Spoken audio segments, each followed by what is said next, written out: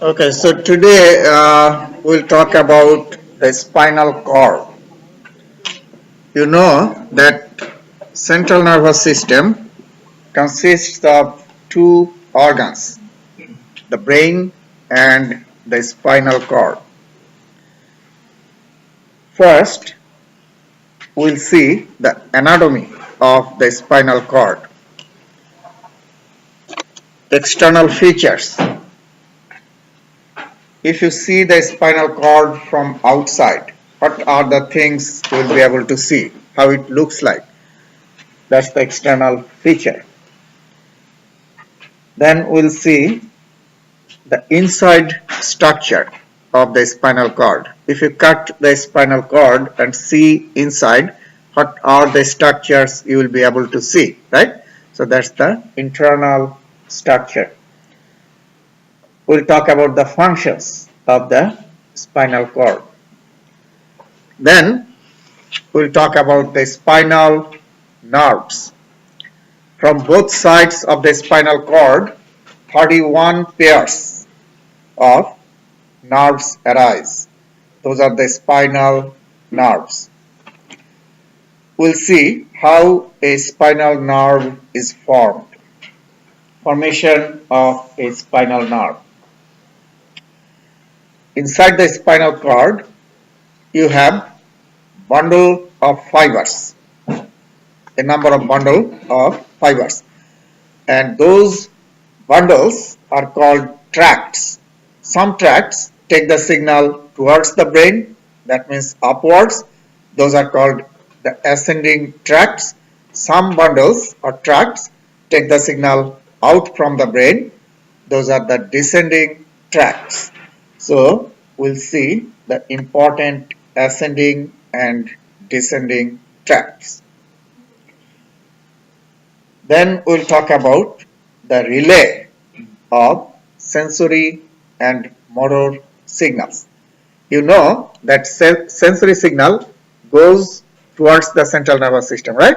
And motor gets out.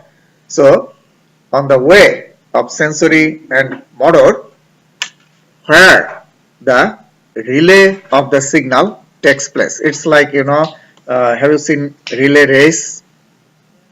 So one person gives stick to next person, right? So same thing happens when the signal goes along the sensory and motor pathway in different locations. One group of neurons gives signal to the next group of neurons. Just think that if I touch the skin, that signal should go all the way to the brain, right? It's a long way. So one neuron cannot take that signal all the way from the skin to the brain. So at different locations, one group of neurons, the axon terminals, give signal to the next group of neurons, right? So it takes up to certain distance, then another group takes the signal. So finally, the signal will reach to the brain. Make sense? So we'll see where the sensory and motor relays occur.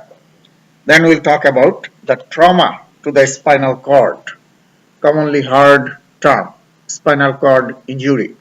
So we'll see what can happen if injury occurs to the spinal cord.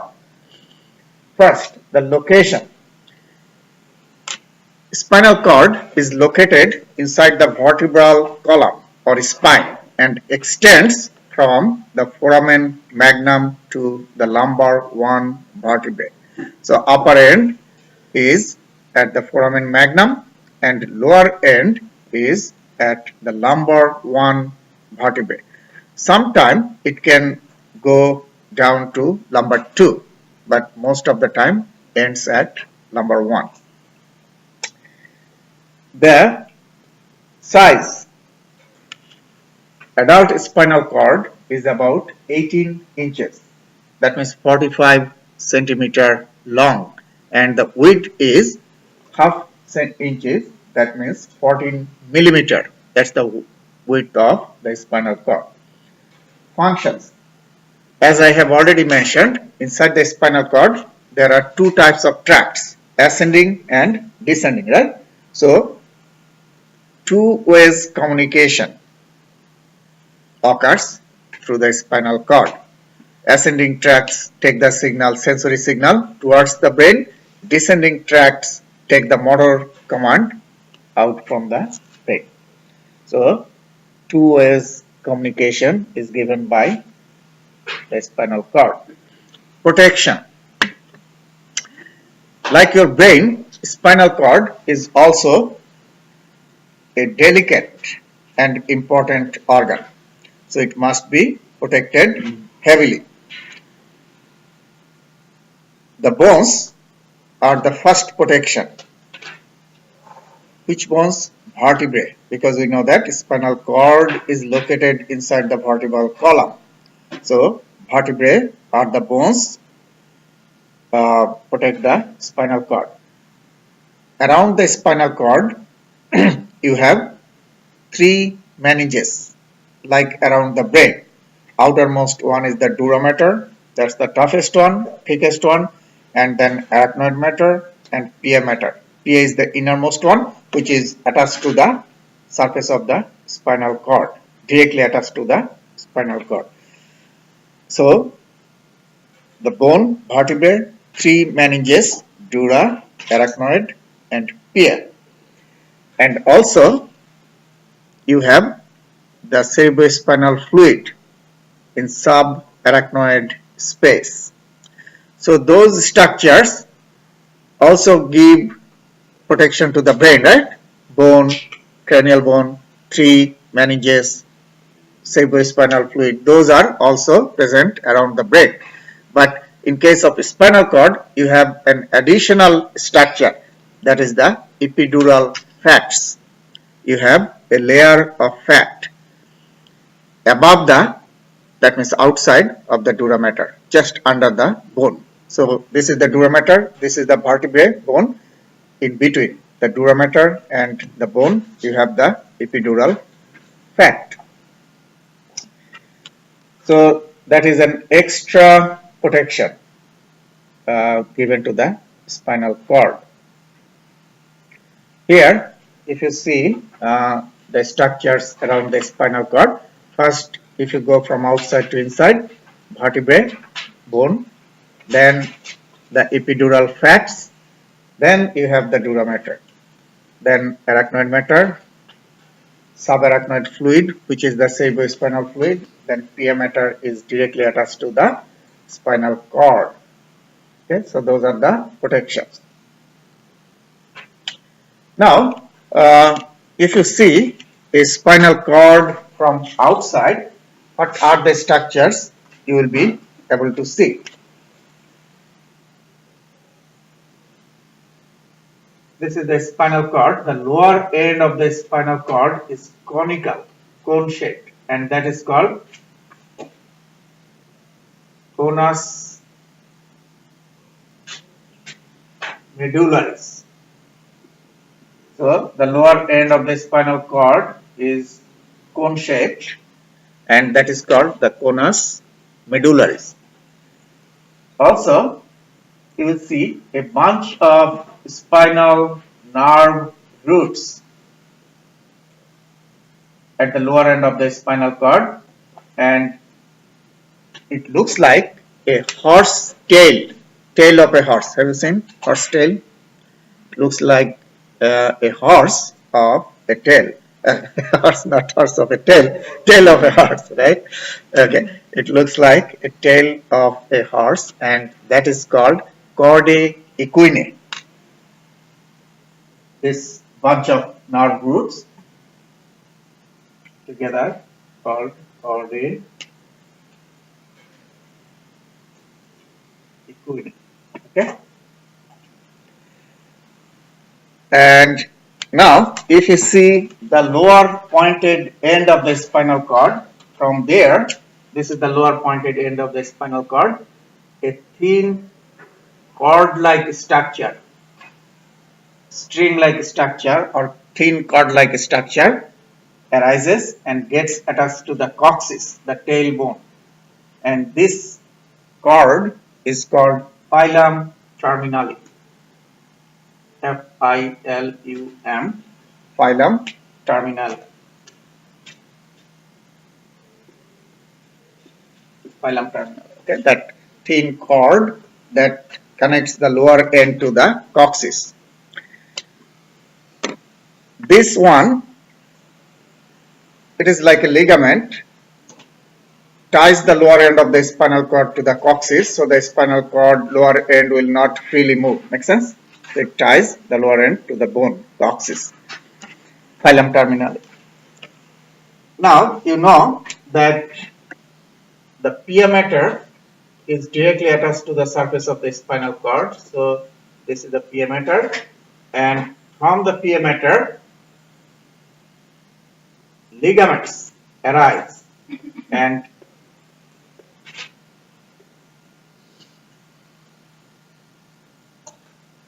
these ligaments get attached to the dura mater. So from pia to dura, these ligaments are called denticulate ligaments.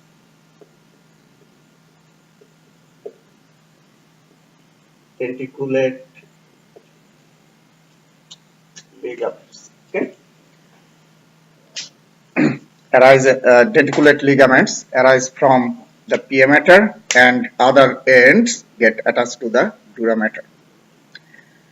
So those ligaments also prevent the movement of the spinal cord. Try to keep the spinal cord stable, okay, inside the vertebral column. So just know those few structures you will see from outside. Another thing, in two locations the spinal cord gets wider, slightly expanded like this. In two locations the spinal cord get expanded. One is called the cervical enlargement and another is the lumbar enlargement.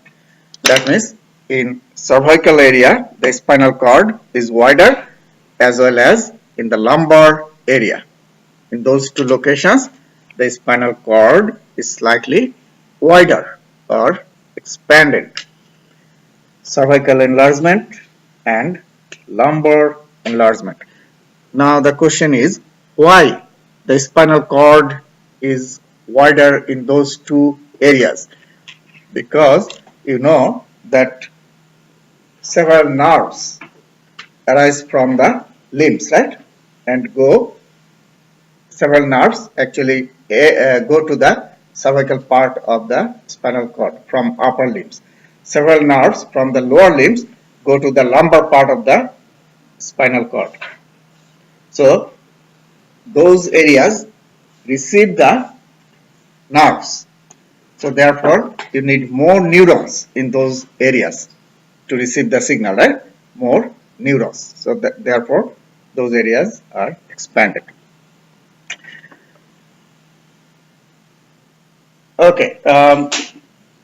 Better if we say this way, instead of saying the nerves are going to the spinal cord. Actually nerves arise from the spinal cord, but from those two areas, okay, from cervical part of the spinal cord several nerves arise and go to the upper limbs, and from the lumbar part of the spinal cord several nerves arise and go to the lower limbs. Next one, makes sense? So that's why those two areas are expanded. You have more neurons in those two areas. Lumbar puncture. Lumbar puncture is a procedure to collect the cerebrospinal fluid. We insert a needle through the back of the lumbar area and draw the cerebrospinal fluid from where? From the subarachnoid space, because you know that cerebrospinal fluid is located where? In the subarachnoid space, right? So you have to insert the needle and in subarachnoid space and draw the cerebrospinal fluid. Now we insert the needle to collect the cerebrospinal fluid from lower lumbar areas.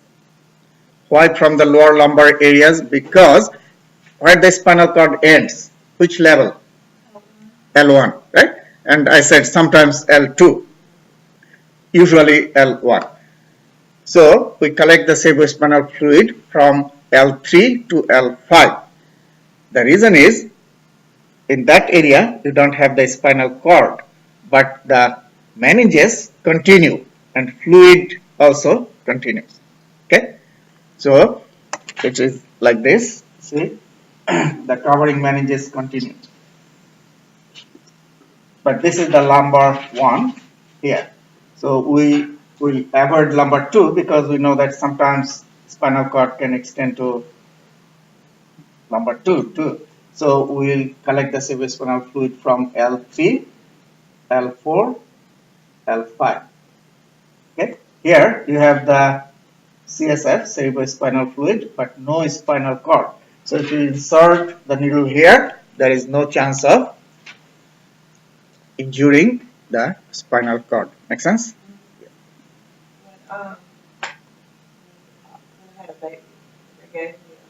Epidural.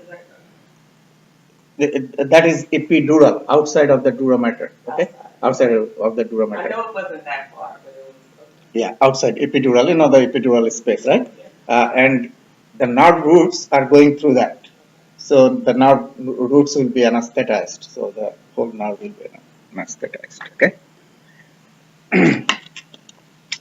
Okay. Now, what we do? We ask the patient to lie sideways like this, okay, and turn the upper part of the body, curve the upper part of the body this way. In that way, what will happen is, see here, the spinous processes. You see, in between the spinous processes, you have the holes. So when you turn the body like this, these spinous processes go apart, right? Because you are turning that way. So these holes get bigger. You can then easily insert the needle through those holes. So that is called the lumbar puncture to collect the cerebrospinal fluid. Now, why we need the cerebrospinal fluid? Because if you suspect that internal hemorrhage, bleeding has occurred somewhere, can occur somewhere, or meningitis infection, then you can test the cerebrospinal fluid. If you see the trace of blood, that means somewhere the bleeding has occurred, right? Because you know that cerebrospinal fluid circulates around the brain and the spinal cord inside the ventricles, right? So if anywhere bleeding occurs, you should be able to see the blood or the microorganisms. Yeah. Now we'll see inside the spinal cord. If you cut the spinal cord like this, that's the cross section, and see only this part, what you will see that outer part of the spinal cord is white matter and the inner part is the gray matter. So this is the inner part. This is called the central canal.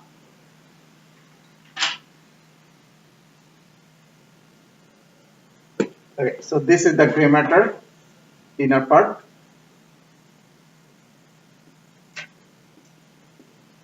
And outer part is the white matter.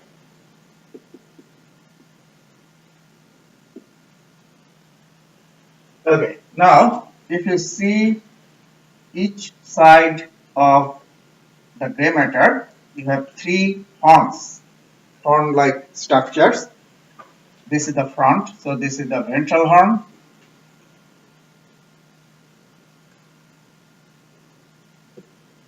This is the back, so this is the dorsal horn. And this is the lateral horn.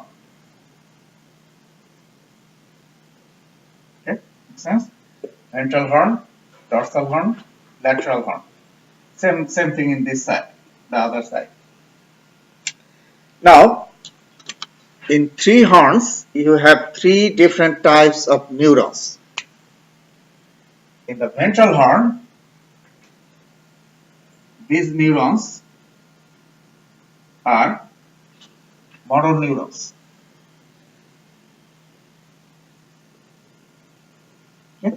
motor neurons. In dorsal horn, you have the sensory neurons. So these neurons are sensory neurons. Okay? And in the lateral horn, these neurons are sympathetic neurons. That means autonomic. You know that sympathetic, parasympathetic, those are the divisions of autonomic nervous system. Okay? So sympathetic neurons. You can also say autonomic neurons. Okay? Or autonomic neurons. So you see, in three horns, you have three different types of neurons. You need to know that. I may ask you in the test. Okay. Now, the axons bring the signal to the dorsal horn sensory neurons. These axons bundle together to form a root, and this is called since this is the back dorsal horn, this is the dorsal root. Okay, dorsal root is the bundle of sensory axons or sensory fibers, and those fibers take the signal out from the ventral horn. They bundle together to form the ventral root. So this is the ventral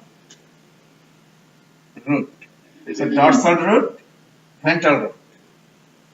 And these are the motor fibers, because these are the motor neurons, these are the motor fibers. These are sensory neurons, these are sensory fibers. Make sense? Okay.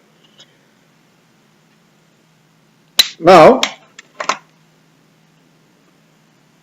in the dorsal root, you have a ganglion. This is called dorsal root ganglion.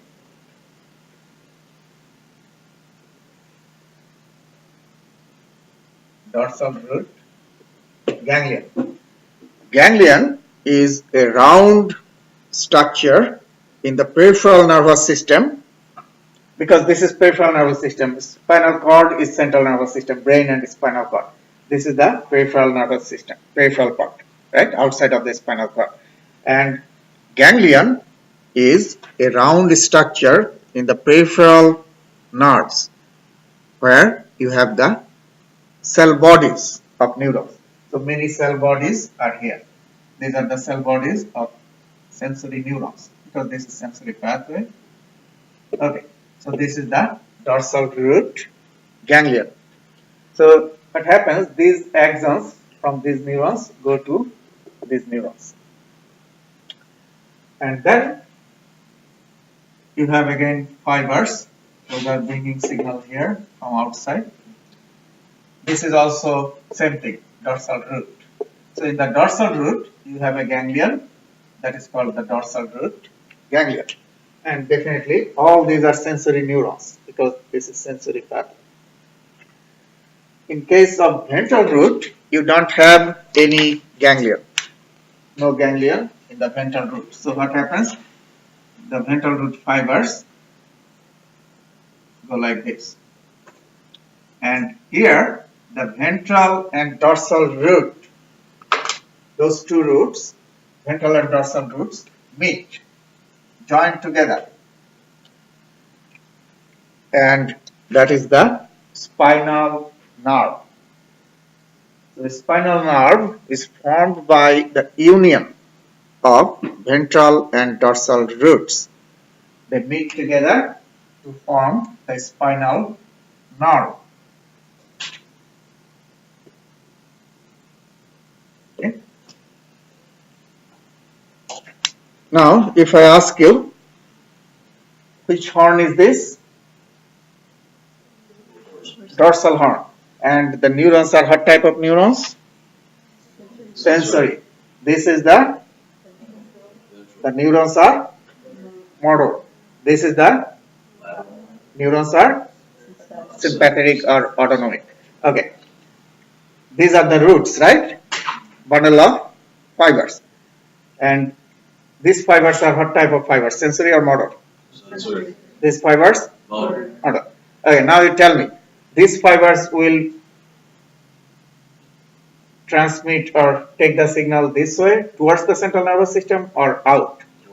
Towards. Very good. So this way, right? This way. And the motor command will go outwards, right? So these fibers take the signal that way, in opposite direction. Okay. Now, if I ask you, the fibers of ventral root is what type of fibers? Motor. The fibers of dorsal root are sensory, right? Now, if I ask you fibers of the spinal nerve, what type of fibers? Both, right? So that's why spinal nerve is a mixed type nerve. It has both motor and sensory fibers. Spinal nerve is a what type of nerve? Mixed.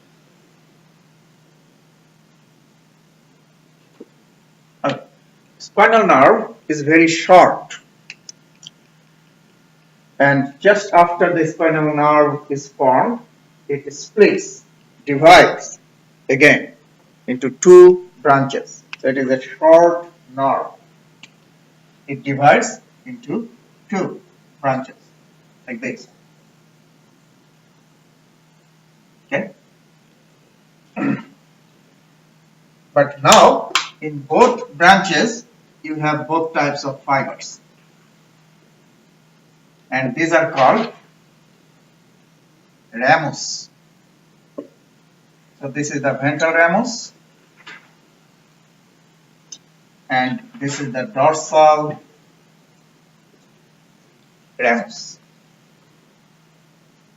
So spinal nerve divides into two branches, ventral and dorsal, ventral ramus and dorsal ramus. Now you see there is a difference between the ventral root and ventral ramus. What is the difference?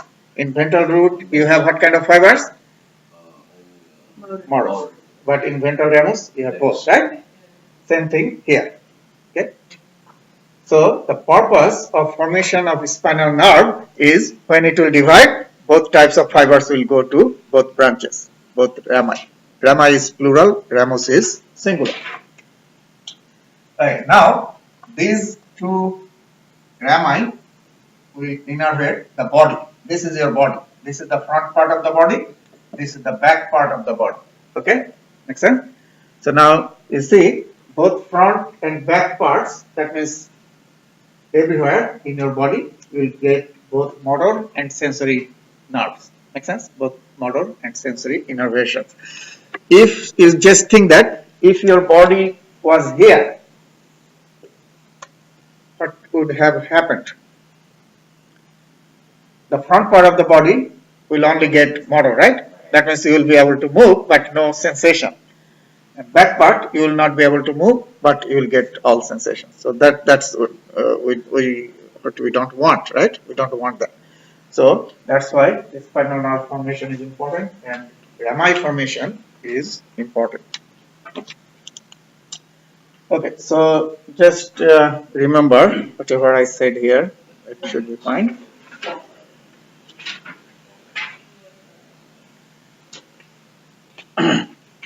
Okay, now we'll see the outer part of the spinal cord. Outer part of the spinal cord is what? White matter. And you already know that white matter, why it looks white? Because myelinated fibers, right? All myelinated fibers are there. That's why it looks white. And that means you have fibers in this part. And in white matter, you will see bundle of fibers, a number of bundle of fibers. Bundle of fibers are called tracts. You already know that. So you have a number of tracts in the white matter or bundle of fibers. Some tracts I have already mentioned are going where? Upwards, right? Those are what type of tracts? Ascending or sensory, because sensory goes upwards, right? And some tracts are going downwards. Those are descending or motor. So in the white matter, you have bundle of fibers. Those are called what? Tracts. And how many types of tracts you have? Two. Ascending or sensory, descending or motor. Okay. So those are two types of tracts. Here you see by two different colors, ascending and descending tracts have been shown, the locations and names. Just remember few important tracts. Gray matter kind of goes out, white matter goes up and Right, exactly. Gray matter is filled with what? Neurons, right? Cell bodies. down. Cell body. And the white matter is filled with the fibers. So what happens? From these neurons, the fibers get out and go and form the tracts. Then those fibers start to move upwards. Okay. Okay. Now, first we'll see the ascending or sensory tracts. Here they have shown with blue color the ascending tracts. First we'll see the most anterior one is the ventral spinothalamic tract, because it is ventral spinothalamic tract. There is another spinothalamic tract that is called lateral spinothalamic tract. So in each side of the spinal cord, you have two spinothalamic tracts, ventral and lateral.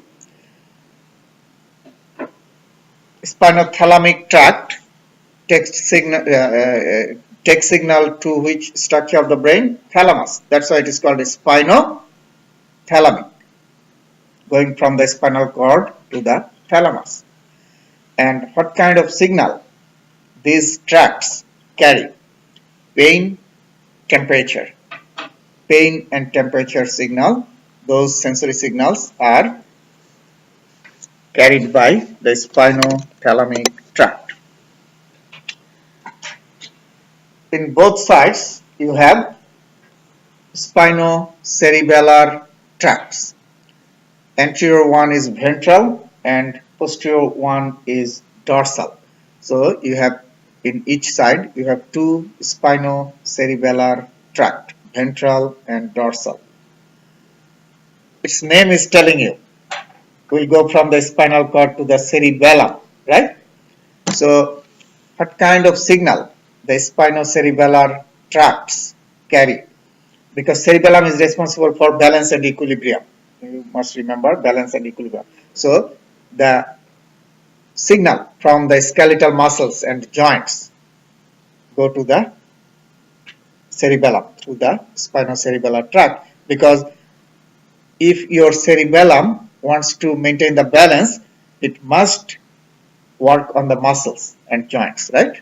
Because we use the muscles to balance the body, keep the balance of the body. Okay? So the position of your muscles and joints, that signal goes to the cerebellum, to the spinocerebellar tract. Body position signal from the muscles and joints. In the back part of the spinal cord, you have in each side you have two other tracts, fasciculus gracilis and fasciculus cuneatus. Those tracts, just know that they carry fine and crude touch and pressure signals. Touch and pressure signals. Crude or deep touch. Get it? Deep touch. Make sense? Crude touch or and fine touch, as well as pressure on the skin, body surface. Those signals are taken to the brain by the fasciculus gracilis and fasciculus cuneatus. Okay, so those are the important uh, sensory tracts, ascending tracts. Now we'll see the motor tracts. Motor tracts, the most important one is the corticospinal tract.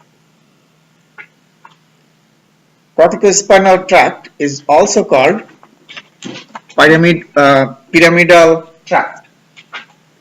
Another name of corticospinal tract is pyramidal tract. And why this is the most important motor tract or descending tract? Because this tract takes the signal to the skeletal muscles. And you know that we move our body parts using the skeletal muscles. Okay, so corticospinal or pyramidal tract takes the signal from the brain to the skeletal muscles and controls the movement of the body parts.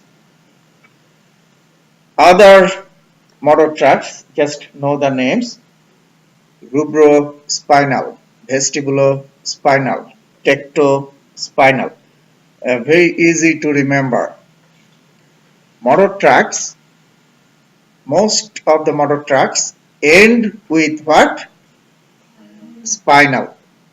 And most of the sensory tracts start with spinal. Make sense? So if I ask you that rubrospinal tract or vestibulospinal tract, what kind of tracts are those? Motor or sensory? Motor, because ending with spinal. And motor means what? Descending or ascending? Descending. Okay, if I ask you spinothalamic, spinocerebellar, those are what? Sensory or ascending, right? Because it's starting with spinal. Couple of those you have to remember: fasciculus cuneatus, fasciculus gracilis. You have to remember. Okay.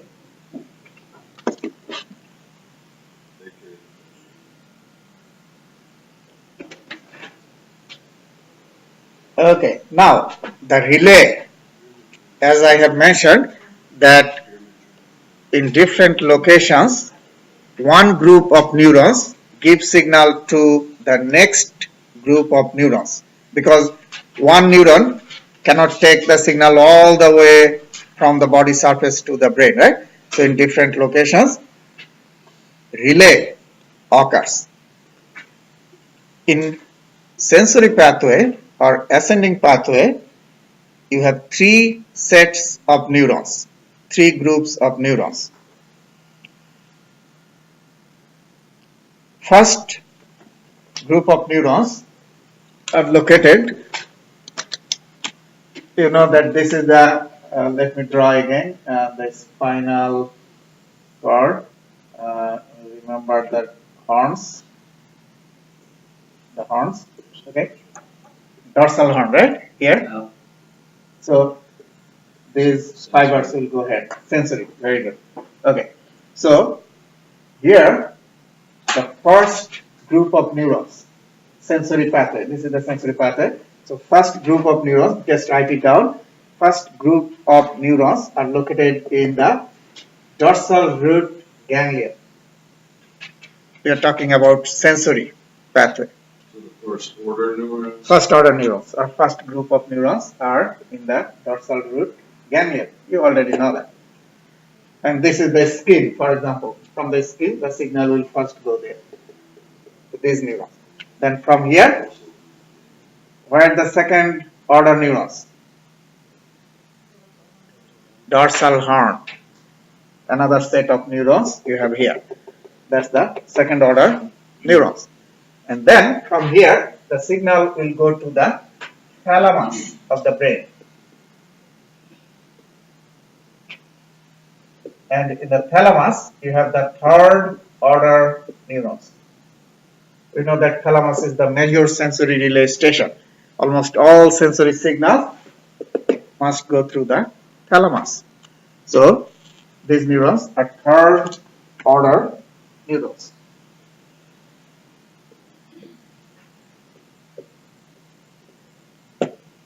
Second order, first order.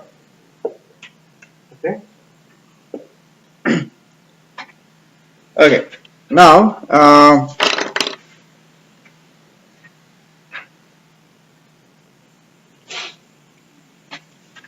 from the thalamus, if the signal is somatosensory, pain, touch, temperature, will go to the somatosensory cortex. That's the post-central gyrus. You know that's primary somatosensory cortex. If this signal is visual signal, then we'll go to the visual cortex, right? So from the thalamus, different types of sensory signal will go to different areas of the brain. But final relay will occur in the thalamus. That's the final relay station. Okay.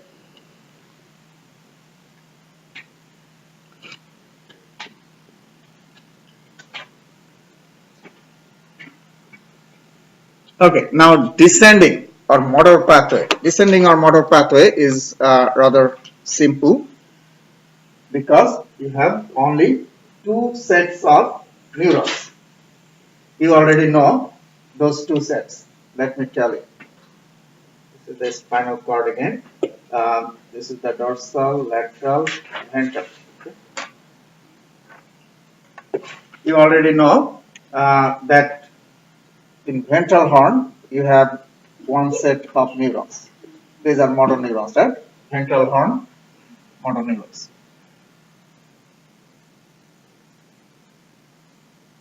Second order. And the first order neurons are in the brain.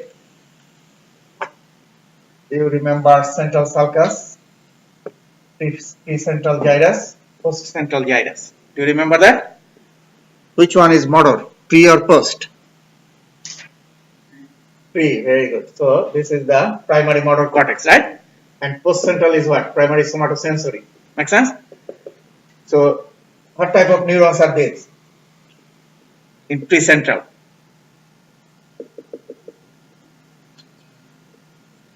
Okay, again, try again. Yes, this is the central sulcus, okay? Central. How many of you remember central sulcus? Okay, good. In front of the central sulcus, you have the gyrus. That's the precentral gyrus, right? That is motor. So this is precentral gyrus. This is what? Primary motor cortex, right? So what type of neurons are here? Motor or sensory? Motor. Okay, now you know. So these are the motor neurons. What type of neurons are these? Sensory, somatosensory, because this is the primary somatosensory cortex. Okay, so these are the motor neurons. You agree, right? So this is the first order. These are the first order neurons. These are the second order neurons. These neurons are also called upper motor. That makes sense. Upper. First order. Yeah, because brain is in the upper part, right? Spinal cord is in the lower part. So upper motor neurons. This. And these are what? Lower motor neurons, right? So second order are lower motor. Okay. So in case of the motor pathway, you have only two sets of neurons. Upper motor neurons in the primary motor cortex, which is precentral gyrus, remember, and lower motor neurons in the ventral horn of what? The gray matter of the spinal cord. Make sense? Ventral horn of the gray matter of the spinal cord. Make sense? Okay. So those are the two sets of motor neurons. Now, upper motor neurons send signal to the lower motor neurons. they are connected. And you know that motor signal goes downwards, descending. Okay. And then from here, we'll go to the body, to the muscles. You know that motor command will go to the skeletal muscles for the movement, right? Okay. Now, I'll tell you the functions of upper and lower motor neurons. Very simple way, think that lower motor neurons always try to keep the skeletal muscles contracted. Always try to keep the skeletal muscles what? Contracted forcefully. And upper motor neurons are always sending signal to the lower motor neurons and telling them don't contract forcefully. Okay, so inhibiting the lower motor neurons. That is happening all the time. Lower motor neurons try to contract strongly, forcefully, and upper motor neurons tell the lower motor neurons don't do that. Make sense? It's like when you take your child to a park, small kid, they love to run away from you, right? And you, parent, sit there, and if you see they are going too far out of your sight, you will pull them, right? So your job is just keep them in certain area, right? Within that area. So you are like acting like upper motor neurons, inhibiting, right, the lower motor neurons. Lower motor neurons want to do more, hyper function. Okay.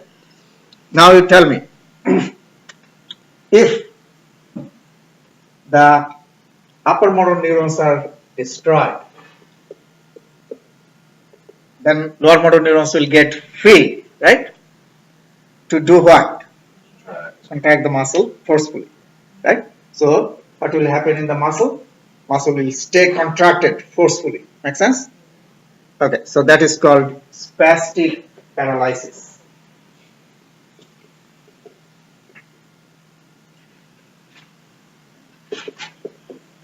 In which the muscles remain contracted forcefully. Stiffness of the muscle, spasm of the muscles. Okay, so that's the spastic type of paralysis occurs due to the lesion of the upper motor neurons. Now, upper motor neurons are fine. If the lower motor neurons are destroyed, then what will happen in the muscles? No contraction, right? Because lower motor neurons contract the muscle forcefully. So no contraction. So what will happen in the muscle? Muscles will get very weak, relaxed. Will lose the muscle tone. Muscles will lose the tone. And that is called flaccid type paralysis. Flaccid paralysis. Okay. So two different types of paralysis will occur. One is due to the lesion of upper motor neurons. That's the spastic type of paralysis, and another is the flaccid type of paralysis that occurs due to the distraction or lesion of the lower motor neurons.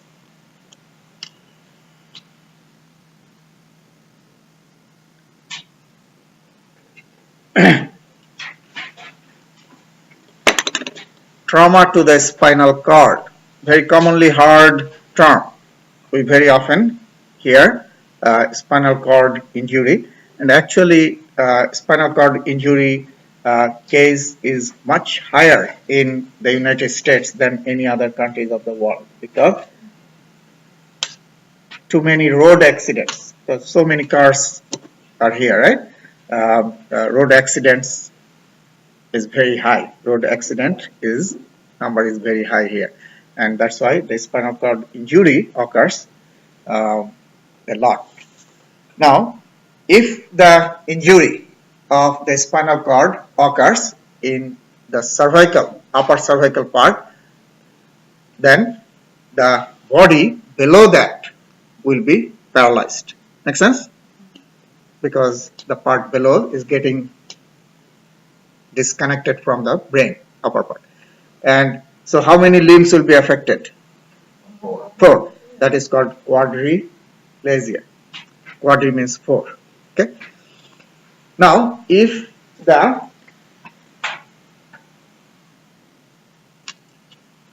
transection or lesion occurs from the thoracic 1 to lumbar 1, because we know that spinal cord extends to lumbar 1, right?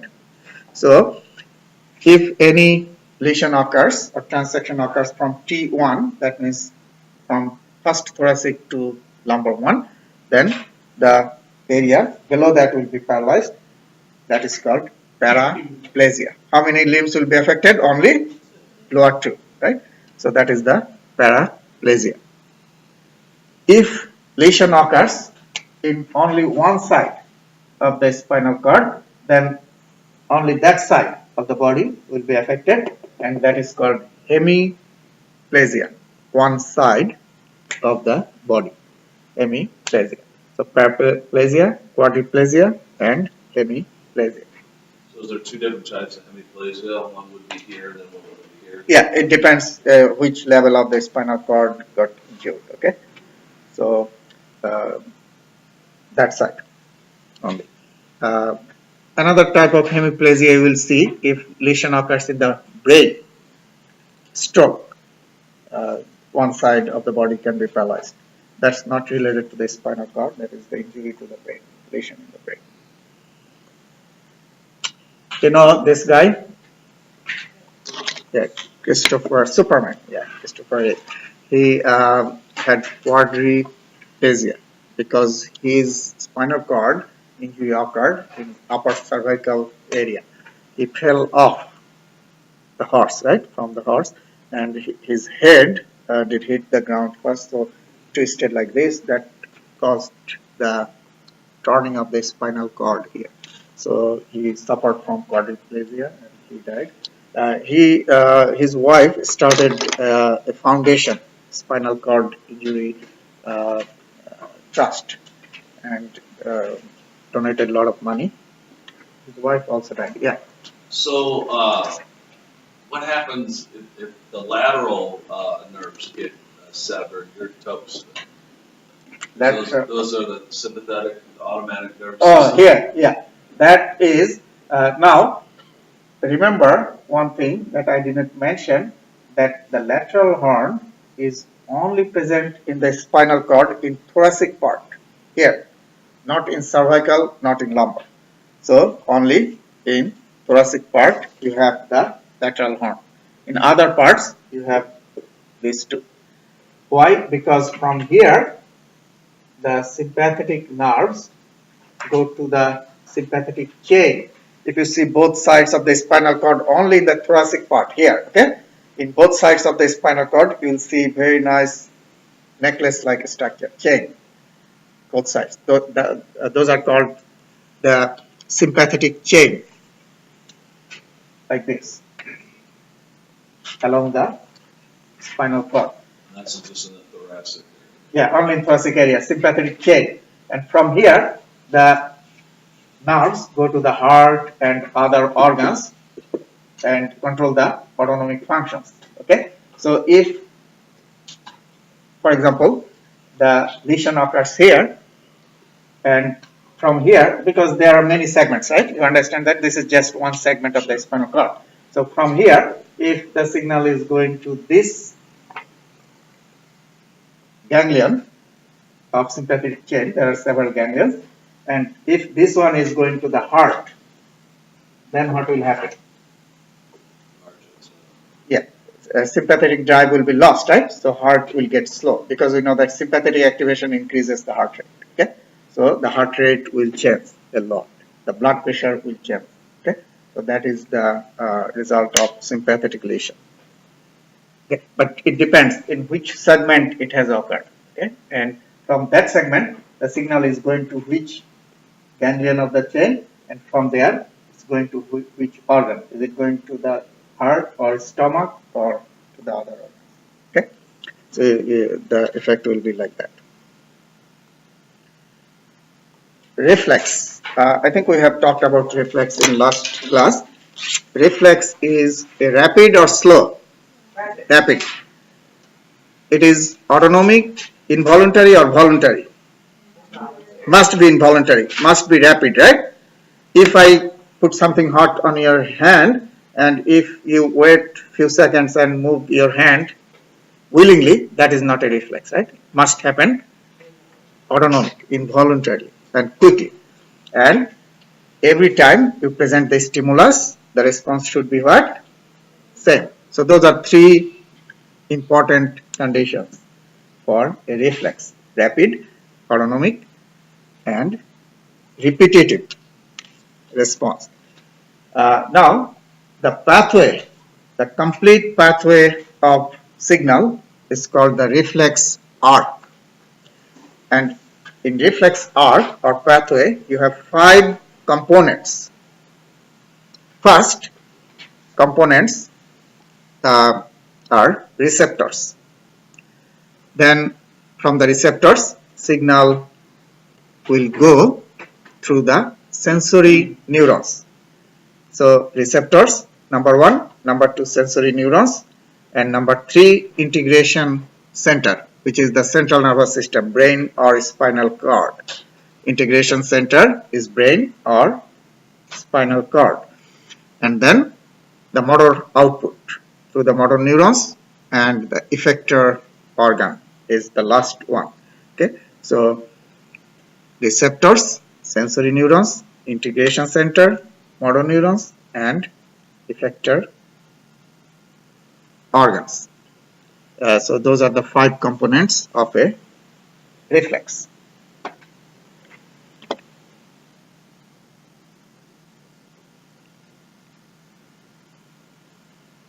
If lesion occurs anywhere in this pathway, then the reflex will either get slow or will not be seen. That's why we do the reflex test, right? If any blockage occurs or lesion occurs, then the reflex will either get slow or will not occur, depending how much lesion has occurred. Okay, so that's the reflex test we do.